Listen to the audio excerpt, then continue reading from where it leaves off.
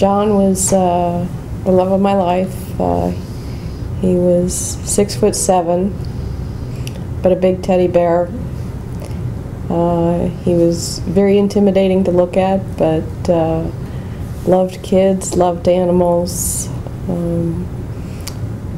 We have 3 dogs at home, and they were his babies.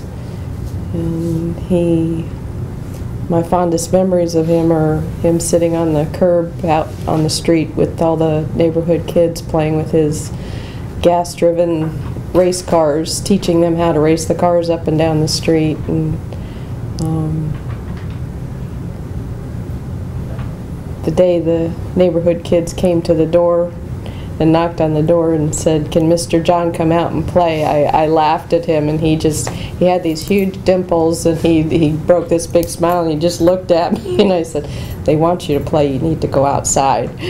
And he would do anything for anybody. He was so involved, worked 24/7. He had been a career firefighter for 18 plus years in Roselle, had been an EMT for years before that in Roselle. He was the president of the New Jersey Emergency Preparedness Association. He and I were both on the New Jersey State Police Urban Search and Rescue team. John had gone in with the task force on 9/11, and he set up the communications for the entire East Coast on the Javits Center, and he was in there for a full 10 days, and those 10 days really affected him. He had a tough time with that, and out of that tragedy, that was actually what brought us together, because I had been in Oklahoma when the Murrah building was bombed, and 2 tragedies brought us together, and we had a beautiful, wonderful love. He and Eric, they enjoyed getting into the small cars at the fire department. They got into, what was that car, a Hugo or a Mini Cooper or something like that, the 2 of them. John's 6'7" and Eric's 6'4". Yes. They both got in the cars, and as John said, he said we could have put our hands down on the ground and pushed the car, and the poor owner of the car came screaming out of the firehouse, "You need to get out of that car, you're going to pop the tires." Yeah. We got a good picture of that. That was pretty funny. Yes, we did. When I got on the fire department, John was my mentor. He was also my big brother. He taught me everything I knew about the fire service.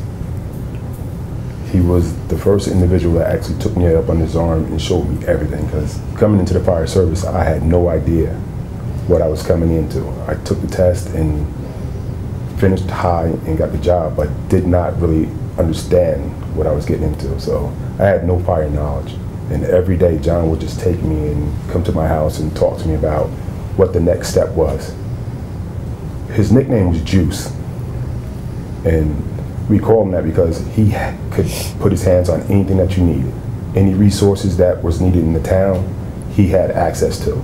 He was the heart of Roselle, and still is, because the job that he did there, it's taken many people to try to just maintain it, not even equal it. So he was our cook. He used to always make me a southern fried chicken, oven baked, healthy. He taught me how to eat healthy. He used to bring sugar-free cakes in that Dawn used to make. Yes. Big strawberry cakes. So he was more than just a captain to me. He was my friend, and he was my mentor. And my first fire was a colonial house, 2nd floor. And me and John went in, and the chief was saying, "There's no smoke coming out of the building. There's no smoke coming out of the building." John was so big that he filled the whole doorway, so no smoke would exit out of the room, and it just kept building up. And he was looking at me, making sure I was safe. So the chief finally looked at him and says, "Captain Young, get out the doorway so the air can vent out." And he goes, "Oh, my bad." And we finished putting the fire out, and you know, he was just a great firefighter, and a great person to know. He knew everybody, and everybody knew him. There was no place that we could go in the state of New Jersey. We went to Aruba, and people were yelling his name out. They knew him there. And I'm like, is there anybody you don't know? And he's like, no, we went to the Grand Canyon. And don't you know, somebody from a fellow town saw him and said, Juice! He was very well known. He was a trainer, and he actually taught at the fire academy out here, a couple of classes. And he helped develop the Neptune system for the state of New Jersey that they actually used on the boardwalk down in Seaside Heights recently. And he trained firefighters from Australia on that. They had come up here when they were doing a training, and he trained them, and they wanted us to go down to Australia, but he said, I'm not sitting on a plane for 24 hours. There's no way you get me on that plane. If anybody needed anything, they called John, and he would get it. He would get it done. He knew everybody. He knew where to get access to things, and he got it done. And he always did right by everybody. Absolutely. John always taught me in the beginning to continue my education. And continuing your education in the fire service is very important.